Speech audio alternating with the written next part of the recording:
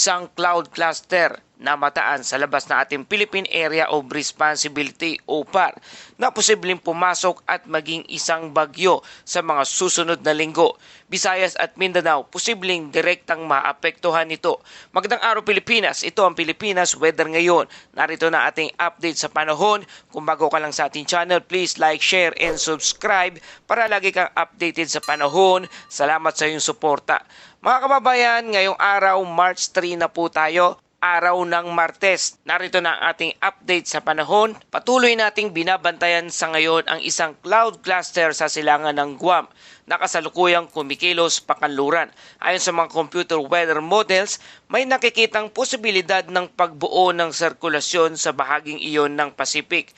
Kapag ito ay tuluyang lumakas at naging ganap na low pressure area o tropical depression, maaari itong pumasok sa ating Philippine Area of Responsibility o PAR sa mga susunod na linggo.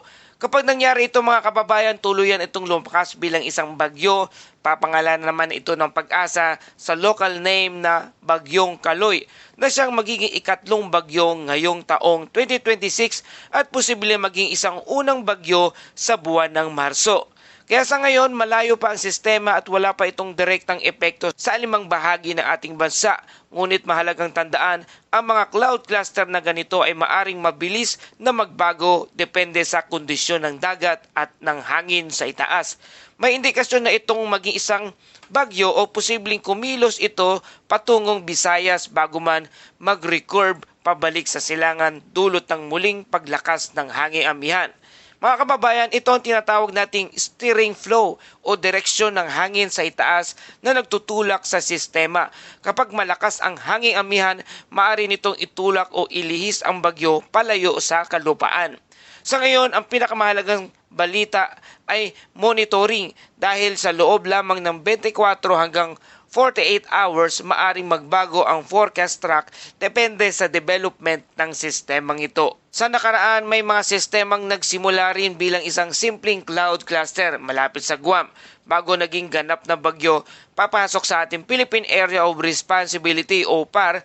Ilan sa mga ito ay mabilis na lumakas dahil sa mainit na karagatan ng Water Pacific na kilala bilang isang pinakaaktibong basin ng bagyo sa mundo. Gayunpaman, meron ding mga sistema na agad nag-recurve o hindi nakakaapekto sa Pilipinas o sa ating bansa dahil sa impluwensya ng hangin amihan o high pressure system. Ayon naman sa pinakahuling outlook na inilabas ng Pag-asa, 0 hanggang 1 tropical cyclone lamang ang maaring mabuo o pumasok sa ating Philippine Area of Responsibility o PAR sa loob ng buwan ng Marso. Ibig sabihin mga kababayan, hindi gaano aktibo ang bagyo sa buwang ito kumpara sa peak season sa karaniwang nagsisimula ng Setyembre hanggang Nobyembre. Pero tandaan, kahit isa lang, maaari pa rin itong magdala ng malakas na ulan at hangin. Sa Pangasinan, inaasahan ang below normal rainfall o nasa pagitan lamang ng 41% hanggang 80% na karaniwang dami ng ulan na mararanasan sa mga lugar na yan. Kapag below normal ang ulan, maaring makaranas ng mas tuyong lupa, mas mataas na posibilidad ng water shortage sa ilang lugar, at mas mainit na pakiramdam sa bandang hapon. Mahalaga ang tamang pamamahala ng tubig lalo na sa agricultural areas. Sa Northern Luzon, inaasahang temperature range ay mula 15.4 degrees Celsius hanggang 36.9 degrees Celsius. Ibig sabihin po mga kababayan, posibleng malamig ang madaling araw lalo na sa mataas na lugar. Ngunit maaring umabot sa matinding init naman bandang hapon. Malaking agwat ito ng temperatura kaya mahalagang bantayan ang kalusugan lalo na sa mga bata at sa mga matatanda. Narito naman ang mga ilang weather system na maaring maapektuhan ang ating bansa sa mga susunod na araw. Easterlies ay nagdadala ng mainit na maalinsangan ng panahon habang ang rinse o high pressure area o HPA ay karaniwang nagdudulot ng maaliwalas na panahon. Habang ang localized thunderstorm naman ay bigla ang pagbuhos ng ulan sa bandang hapon o gabi at ang shear line o salpukan ng malamig at mainit na hangin sa dagat Pasipiko. Frontal system na karaniwang nakakaapekto sa bandang hilagang Luzon at ang Intertropical Convergence Zone o ITCZ na pinagmumula naman ng malawakang pag-ulan sa iba't ibang bahagi ng ating bansa. habang ang low pressure areas naman o LPA na posibleng maging bagyo na maaring mabuo sa mga susunod na linggo dulot ng mga makakapal na kaulapan na namataan sa labas ng ating Philippine Area of Responsibility. Southwest monsoon o hanging habagat na nagdadala ng malakas na ulan sa kanlurang bahagi ng bansa at ang northeast monsoon naman o hanging amihan na nagdadala ng malamig at tuyong hangin. Kaya mga kababayan, kahit kakaunti ang inaasahang bagyo sa buwang ito, ang kombinasyon ng mga sistemang ito ay maaring magdulot pa rin ng matinding init o malalakas na pag-ulan depende sa rehiyon ng iyong kinalalagyan sa ngayon. Kaya patuloy pa rin tayo nagpapaalala para sa ating safety reminders, magdala ng payong proteksyon laban sa init at ulan, uminom ng sapat na tubig upang maiwasan ang dehydration, i-monitor ang local weather updates araw-araw at magtipid sa tubig lalo na kung below normal rainfall ang inyong lugar. Ang pagbabago ng klima ay mas unpredictable sa ngayon, kaya mas mahalaga ang araw-araw na monitoring. At dumako naman tayo sa lagay ng panahon sa mga araw na ito. Sa kasalukuyan, ang easterlies o mainit na hangin nagmumula sa Pacific ang patuloy na nakakaapekto sa malaking bahagi ng ating bansa, habang ang northeast monsoon naman o hanging amihan ang may impluwensya sa pinakahilagang bahagi ng Luzon. Sa lugar ng Batanes, inasahan ng partly cloudy to cloudy skies na mayroong isolated light rains dulot ng hanging amihan. Wala namang inaasahang significant impact, ngunit maaari pa rin makaranas ng panakanakang ambon at bahagyang paglamig ng panahon. Karaniwan na ito kapag hanging amihan season, medyo makulimlim pero hindi naman malalakas ang pag-ulan. Sa Metro Manila at sa nalalabing bahagi ng bansa, makakaranas ng partly cloudy to cloudy skies na mayroong isolated rain shower o thunderstorm dahil naman ito sa easterlies. Sa oras ng malalakas na thunderstorm, posible ang biglaang pagbuhos ng ulan, flash flood sa mabababang lugar, landslide naman sa lubunduking bahagi. Mga kababayan, typical na ito tuwing hapon o gabi. Mainit sa umaga tapos biglang bubuhos ng ulan sa ilang lugar. Kaya't huwag magpalinlang sa maaraw na umaga. At para naman sa ating wind and coastal water condition sa bandang extreme northern Luzon, lalo na sa hilagang bahagi ng Luzon, ang hangin ay moderate to strong wind from northwest to southwest na may dagat na moderate to rough seas mula 1.2 hanggang 3.1 metro ang taas. Pinapayuhan ang maliliit na sasakyang pandagat na mag-ingat dahil sa maalong karagatan.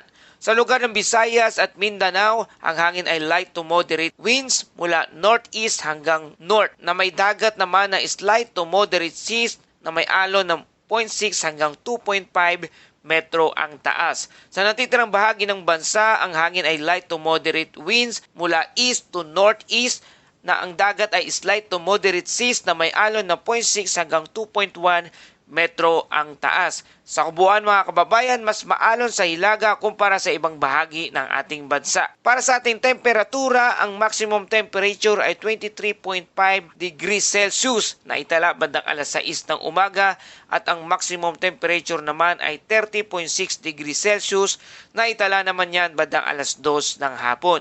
Ibig sabihin mga kababayan, mainit at medyo maalinsangan lalo na sa bandang tanghali o hapon.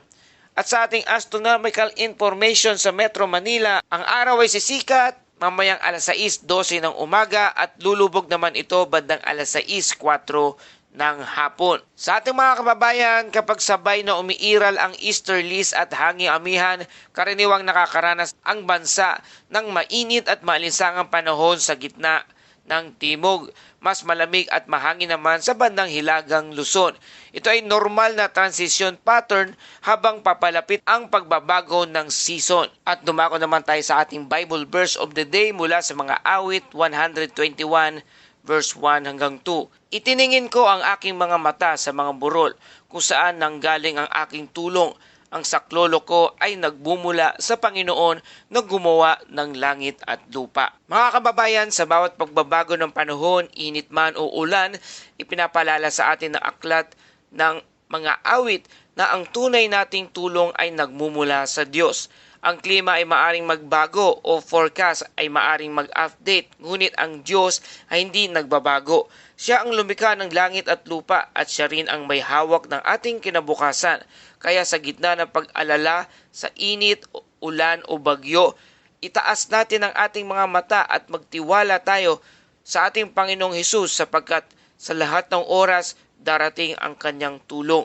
Huwag tayong mag-alala, huwag tayong mangamba. Anuman ang nakikita na babalitaan natin sa ngayon, patuloy tayong magtiwala sa kapangyarihan ng Diyos na siyang may lalang ng langit at lupa sapagkat ang pag-alala ay hindi nakapagdadala ng karagdagang buhay. Ngunit ang pagtitiwala sa Diyos ay patuloy na magbibigay ng lakas upang manatili at maging matatag sa hamon ng buhay. At yan po ang ating balita o update sa panahon sa araw na ito. Kung nagustuhan nyo ang balitang ito, please like, share, and subscribe para lagi kang updated sa panahon. Salamat sa iyong suporta. Ito ang Pilipinas Weather ngayon na lagi nagpapaalala, maghihanda, maghiligtas, mag-alerto. Ingat tayong lahat.